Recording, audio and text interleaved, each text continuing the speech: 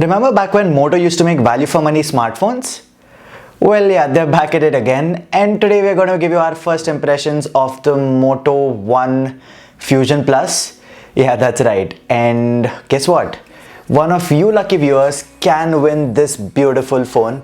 And if you want to know how, well, just stay subscribed and make sure this video hits 750 likes. Yes, that's the goal. And make sure you check the description for more information on how to enter the giveaway. You surely don't want to miss this one. That being said, let's just get straight into the video. Let's begin with one of the main USPs of the Moto One Fusion Plus.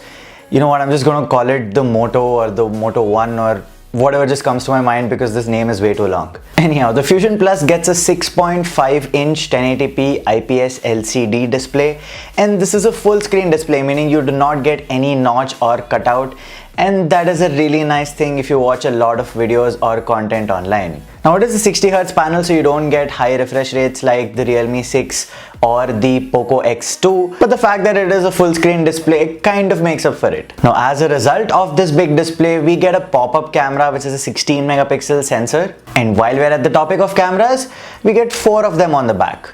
A 64 megapixel primary sensor, which we are guessing is the Samsung GW1, an 8 megapixel ultra wide lens, a 5 megapixel macro sensor, and a 2 megapixel depth sensor. We haven't gotten around to testing the cameras a lot, but if you want us to compare it with phones like the Poco X2 or the Redmi Note 9 Pro Max, make sure you hit that subscribe button and also that bell icon so that you don't miss those videos. The cameras are mounted on a plastic back, and while we do get glass at this segment, if that's one area where you're going to cut corners in order to reduce the price, I think it's quite fair.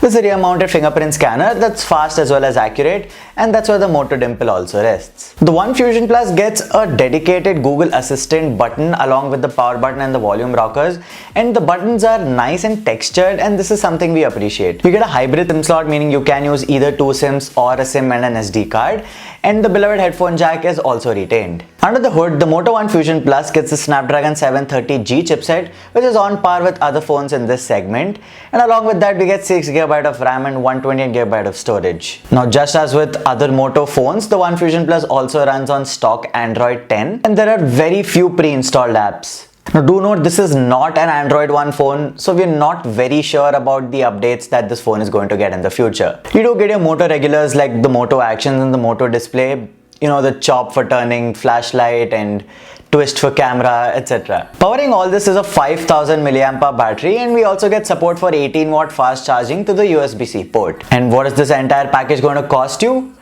16,999 rupees only.